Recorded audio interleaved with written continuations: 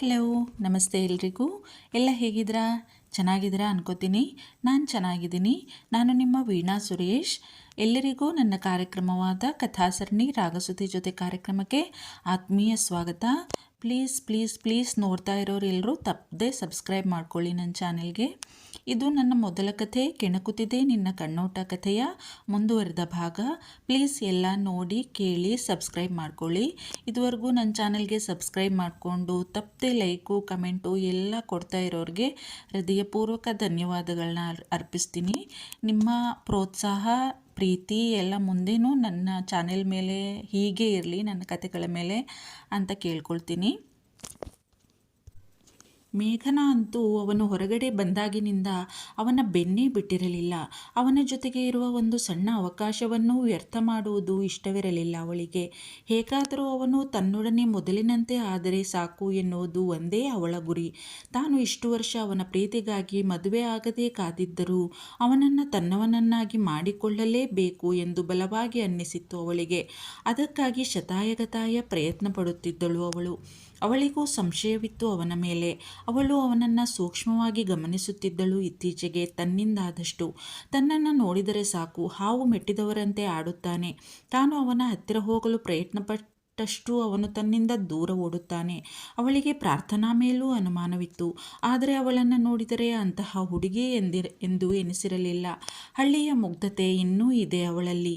ಮೇಲಾಗಿ ಅವಳಿನ್ನೂ ಡಿಗ್ರಿ ಮೊದಲ ವರ್ಷದ ವಿದ್ಯಾರ್ಥಿ. ಅವನಿಗಿಂತ ತೀರಾ ಚಿಕ್ಕವಳು. ಹಾಗೇನೂ ಇರಲಾರದು ಎನ್ನುವ ಸಣ್ಣ ಸಮಾಧಾನ ಅವಳಿಗೆ. ಆದರೆ ಪ್ರಾರ್ಥನಾಳ ಹೆಸರು ಕೇಳಿದರೆ ಅರಳುವ ಅವನ ಕಂಗಳು, ನಗುಸೂಸುವ ಅವನ ತುಟಿಗಳು ಅವಳ ಅನುಮಾನಕ್ಕೆ ಪುಷ್ಟಿ ನೀಡುತ್ತಿದ್ದವು. ಆದರೆ ಯಾವುದೇ ಬಲವಾದ ಸಾಕ್ಷಿ ಇರಲಿಲ್ಲ ಅವಳಲ್ಲಿ. ಆದ್ದರಿಂದ ಅವನನ್ನು ತನ್ನ ಕಡೆ ಸೆಳೆಯುವ ಅವಳ ಪ್ರಯತ್ನ ಜಾರಿಯಲ್ಲಿತ್ತು.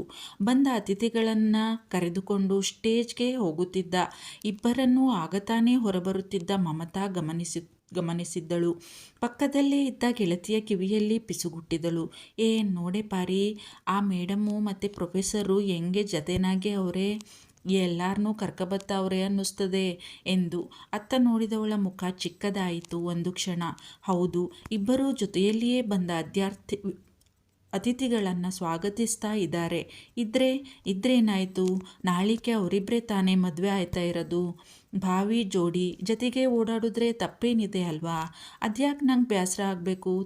ನನ್ನ ತಲೆಗೆ ಖುಷಿಯಾಗಿರಲಿ ಪ್ರೊಫೆಸರು, ಅದೇ ತಾನೇ ನನಗೂ ಬೇಕಾಗಿರೋದು.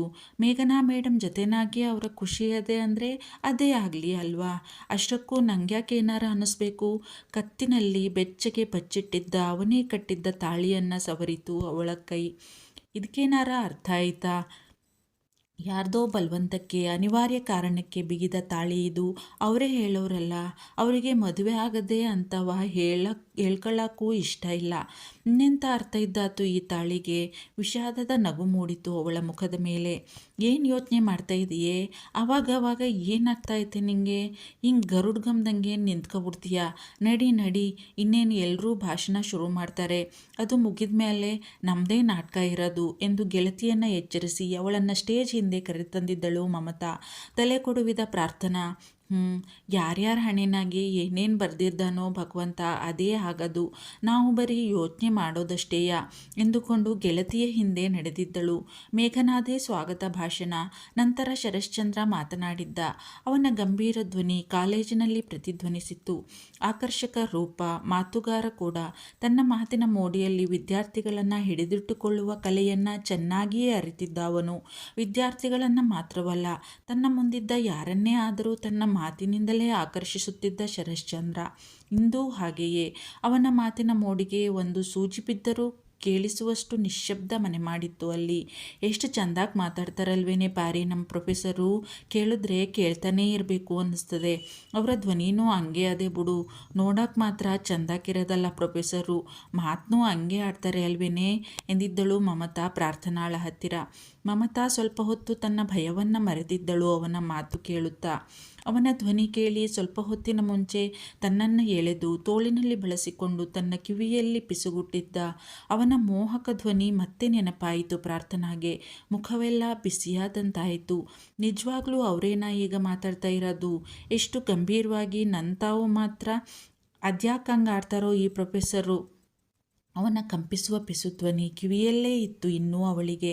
ಅದಕ್ಕೆ ಅವಳಿಗೆ ಈ ಆಶ್ಚರ್ಯ, ಸಂಶಯ. ನನಗೂ ಒಂಥರ ಮತ್ತು ಕವಿದಂಗೆ ಆಗ್ಬಿಟ್ಟಿತ್ತು.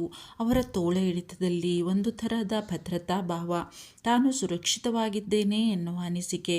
ಅದರಿಂದ ಹೊರಬರುವ ಇಷ್ಟವೇ ಇರಲಿಲ್ಲ, ಇನ್ನೂ ಬೇಕೆಂಬ ಭಾವ. ಆದರೂ ಬುದ್ಧಿ ಅವಳಿಗೆ ಬುದ್ಧಿಮಾತು ಹೇಳಿತ್ತು. ಎಚ್ಚೆತ್ತವಳು ಬಲವಂತದಿಂದ ಅವನ ತೋಳಿನಿಂದ ಹೊರಬಂದಿದ್ದಳು. ಮತ್ತೆ ನೋಡು ನೀನು, ನಾನು ಕೇಳಿದ್ದೇನೋ, ನೀನು ಮಾಡ್ತಾ ಇರೋದೇನೋ ಎಂದು ಗದರಿಕೊಂಡಳು ಮಮತಾ. ಹೌದು ಕಣೆ ಮಮ್ಮಿ, ಚೆಂದಾಗಿ ಮಾತಾಡ್ತಾರೆ ಪ್ರೊಫೆಸರು ಎಂದು ಮುಖಮರೆಸಿದ್ದಳು ಪ್ರಾರ್ಥನಾ. ಮುಂದಿನ ಕಾರ್ಯಕ್ರಮ ನಮ್ಮ ಕಾಲೇಜಿನ ಮೊದಲ ವರ್ಷದ ವಿದ್ಯಾರ್ಥಿಗಳಿಂದ ಪೌರಾಣಿಕ ನಾಟಕ ಅಭಿಜ್ಞಾನ ಶಾಕುಂತಲ ಎಂದು ಮೇಘನಾ ಅನೌನ್ಸ್ ಮಾಡಿದ್ದಳು. ಕೇಳಿದ ಹುಡುಗಿಯರಿಗೆ ಮತ್ತದೇ ಟೆನ್ಷನ್ ಶುರುವಾಗಿತ್ತು. ಅತಿಥಿಗಳ ಜೊತೆ ಶರಶ್ಚಂದ್ರನು ಮುಂದಿನ ಸೀಟಿನಲ್ಲೇ ಕುಳಿತಿದ್ದಾನೆ. ನಾಟಕದ ಪ್ರಾರಂಭವೇ ಅತ್ಯಂತ ಆಕರ್ಷಕವಾಗಿತ್ತು. ಅದು ಹಸಿರಿನ ಸಿರಿಯ ನಡುವೆ ಇರುವ ಕಣ್ವರ ಆಶ್ರಮ. ಸುಂದರಿ, ಸುಕೋಮಲೆ, ಶಾಕುಂತಲೆ ಮತ್ತವಳ ಗೆಳತಿಯರ ಪ್ರವೇಶವಾಯಿತು. ನೋಡುತ್ತಿದ್ದವನ ಎದೆ ಬಡಿತ ಅವನಿಗೇ ಕೇಳಿಸುವಷ್ಟು ಜೋರಾಯಿತು. ಸುಂದರ ಸ್ವಪ್ನದಂತಿರುವ ಅಲ್ಲಿನ ದೃಶ್ಯದಿಂದ ಕಣ್ಣು ಕೀಳದಾದ ಶರಶ್ಚಂದ್ರ. ಹಸಿರಿನ ವನರಾಶಿಯ ನಡುವೆ ಇರುವ ಕಣ್ವರ ಆಶ್ರಮ ಅದು. ಮಾಲಿನಿ ನದಿಯ ತೀರದಲ್ಲಿದೆ. ಆಶ್ರಮದ ಸುತ್ತಲೂ ಹೂಬನವನ್ನೇ ಬೆಳೆಸಿದ್ದರು. ವಿವಿಧ ಜಾತಿಯ, ವಿವಿಧ ಬಣ್ಣದ ಹೂಗಳಿಂದ ಸುಂದರವಾಗಿ ಕಂಗೊಳಿಸುತ್ತಿತ್ತು ಆಶ್ರಮ. ಸುಂದರಿ, ಸುಕೋಮಲೆ, ಶಾಕುಂತಲೆ ಹಾಗೂ ಅವಳ ಗೆಳತಿಯರ ಪ್ರವೇಶವಾಗಿತ್ತು. ನೋಡುತ್ತಿದ್ದವನ ಹೃದಯ ಒಂದು ಕ್ಷಣ ಸ್ತಬ್ಧವಾಯಿತು. ಅಲ್ಲಿನ ದೃಶ್ಯ ಅವನು ಕಣ್ಣು ಮಿಟುಕಿಸುವುದಕ್ಕೂ ಆಗದಂತೆ ಅವನನ್ನು ಮೈಮರೆಸಿತ್ತು. ಕೇವಲ ಅವನೇ ಅಲ್ಲ, ನೆರೆದಿದ್ದ ಪ್ರೇಕ್ಷಕರೆಲ್ಲರೂ ಕಣ್ಣು ಮಿಟುಕಿಸದೇ ನೋಡುತ್ತಿದ್ದರು. ಅಂತಹ ಸುಂದರ ದೃಶ್ಯ. ಹಸಿರಿನ ವನಸಿರಿಯ ಮಧ್ಯ ಸುಂದರ ನವತರುಣಿಯರ ಕಲರವ. ನಿಜವಾಗಿಯೂ ಯಾವುದೋ ವನದಲ್ಲಿಯೇ ಇದೀವಿ ಎನ್ನುವಂತೆ ಭಾಸವಾಗುತ್ತಿತ್ತು ನೆರೆದಿದ್ದವರಿಗೆ. ಅಂತಹ ಸುಂದರ ದೃಶ್ಯವನ್ನೇ ಸೃಷ್ಟಿಸಿದ್ದರು ಸ್ಟೇಜ್ ಮೇಲೆ. ಬಿಳಿಯ ಬಣ್ಣದ ಸೀರೆಯೊಂದನ್ನು ಪೌರಾಣಿಕ ನಾಟಕಕ್ಕೆ ತಕ್ಕಂತೆ ಸುಂದರವಾಗಿ ಉಡಿಸಿದ್ದರು. ಒಂದು ರೀತಿಯಲ್ಲಿ ಹುಡುಗಿಯರಿಗೆ. ಆ ಹುಡುಗಿಯಲ್ಲಿ ಸುಂದರವಾಗಿ ಕಾಣುತ್ತಿದ್ದಳು ಅವರೆಲ್ಲರ ಮಧ್ಯೆ ಶಾಕುಂತಲೆಯ ಪಾತ್ರ ಮಾಡಿದ್ದ ಪ್ರಾರ್ಥನಾ. ಅವಳನ್ನು ಕಣ್ಣೆವೇ ಇಕ್ಕದೆ ನೋಡುತ್ತಿದ್ದ ಶರಶ್ಚಂದ್ರ. ಕಣ್ವರಂತೆಯೇ ಕಣ್ವ ಪುತ್ರಿಗೆ ಸಹ ಗಿಡಗಳು ಎಂದರೆ ಪಂಚಪ್ರಾಣ. ಕಣ್ವರು ಆಶ್ರಮದ ಸುತ್ತಲೂ ಬೆಳೆಸಿದ್ದ ಗಿಡಗಳನ್ನೆಲ್ಲ ಬಹಳ ಮುತುವರ್ಜಿಯಿಂದ ನೋಡಿಕೊಳ್ಳುತ್ತಿದ್ದಳು ಶಾಂತಲೆ. ಅವುಗಳ ಆರೈಕೆಗೆ ಕಣ್ವರು ತಮ್ಮ ಪ್ರಿಯ ಪುತ್ರಿ ಶಾಕುಂತಲೆಯನ್ನೇ ನೇಮಿಸಿದ್ದರು. ಅವಳಿಗಂತೂ ಗಿಡ ಮರಗಳಲ್ಲಿ ಅತೀವ ವಾತ್ಸಲ್ಯ. ತನ್ನ ಗೆಳತಿಯರಾದ ಅನಸೂಯ, ಪ್ರಿಯಮೋದಯರೊಡನೆ ಅವುಗಳಿಗೆ ನಿತ್ಯವೂ ನೀರೆರೆಯುತ್ತಿದ್ದಳು. ದಿನವೂ ನದಿಯಿಂದ ಮಡಿಕೆಯಲ್ಲಿ ನೀರು ತಂದು ನದಿ ತೀರದಲ್ಲಿರುವ ಆಶ್ರಮದ ಗಿಡಗಳಿಗೆ ನೀರೆರೆಯುವುದು ಅವಳಿಗೆ ಪ್ರಿಯವಾದ ಕೆಲಸ. ಇಂದೂ ಕೂಡ ತನ್ನ ಗೆಳತಿಯರೊಡನೆ ಸಂಭಾಷಿಸುತ್ತಾ ಅದೇ ಕೆಲಸದಲ್ಲಿ ತೊಡಗಿದ್ದಳು ಮುದ್ದು ಶಾಕುಂತಲೆ. ನಾಟಕ ನೋಡುತ್ತಿದ್ದ ಪ್ರೇಕ್ಷಕರೆಲ್ಲರೂ ಮೈಮರೆತಿದ್ದಾರೆ ಅಲ್ಲಿನ ದೃಶ್ಯ ವೈಭವಕ್ಕೆ. ಇನ್ನು ಶರಶ್ಚಂದ್ರ ಅಂತೂ ಮುದ್ದು ಹುಡುಗಿಯ ಅಂದಕ್ಕೆ ಮೈಮರೆತು ಕುಳಿತು ಬಿಟ್ಟಿದ್ದಾನೆ. ಇನ್ನೊಂದು ದೃಶ್ಯ. ಅದು ಗಂಗಾ ನದಿಯ ತೀರದಲ್ಲಿರುವ ಹಸ್ತಿನಾವತಿ. ಪುರುವಂಶದ ದುಷ್ಯಂತ ಮಹಾರಾಜ ಅಲ್ಲಿನ ಅಧಿಪತಿ. ಸುಭಿಕ್ಷವಾದ ರಾಜ್ಯವಾಗಿತ್ತು ಅದು ಅವನ ಆಳ್ವಿಕೆಯಲ್ಲಿ. ದುಷ್ಯಂತ ಮಹಾರಾಜ ಬೇಟೆಯಾಡುತ್ತಾ ಕಣ್ವರ ಆಶ್ರಮಕ್ಕೆ ಬಂದು ತಲುಪಿದ್ದಾನೆ. ಅವನಿಗೆ ವೃಕ್ಷ ಸಂಕುಲಗಳ ಮಧ್ಯದಿಂದ ಕಲರವ ಕೇಳಿಸಿದೆ. ಅಲ್ಲಿಯೇ ಮರದ ಮರೆಯಿಂದ ನೋಡುತ್ತಿದ್ದಾನೆ. ಅಲ್ಲಿನ ದೃಶ್ಯ ಕಂಡು ಮೈಮರೆತಿದ್ದಾನೆ ಮಹಾರಾಜ.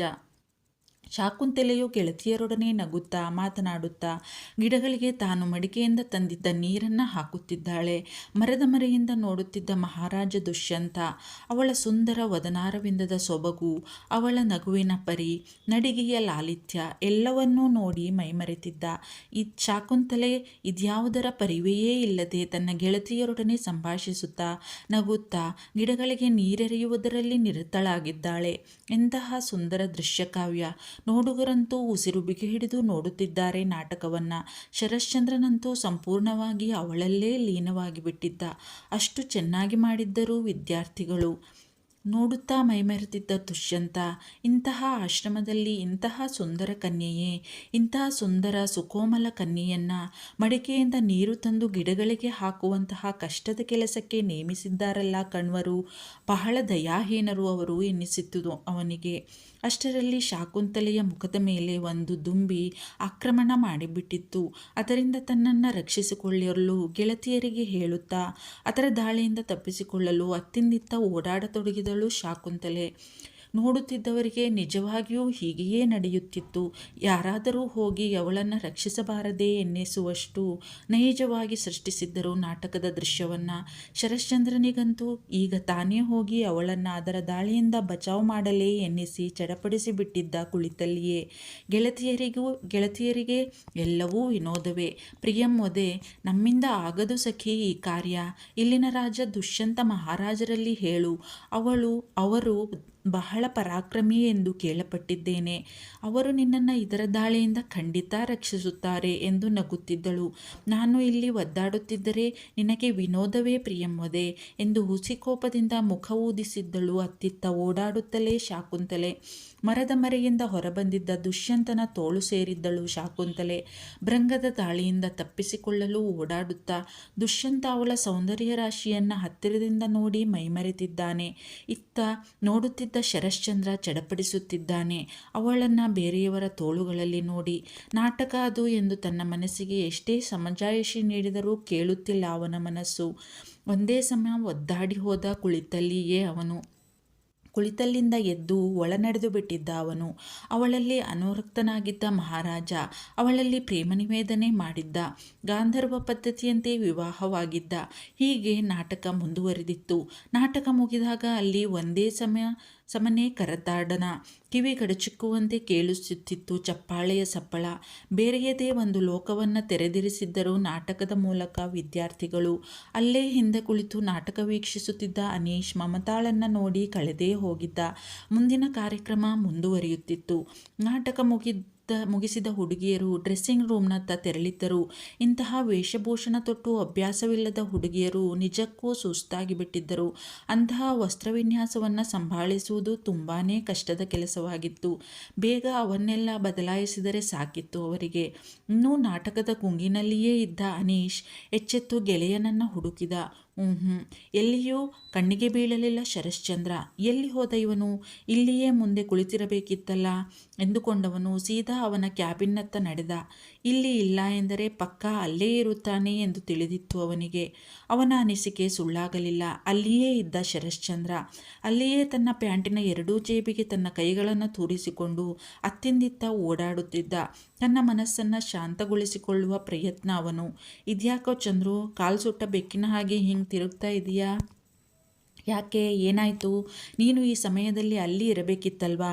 ಇಲ್ಯಾಕೆ ಬಂದು ಹಿಂಗೆ ತಿರುಗ್ತಾ ಇದೆಯಾ ಎಂದು ಕೇಳಿದ್ದ ಗೆಳೆಯನನ್ನು.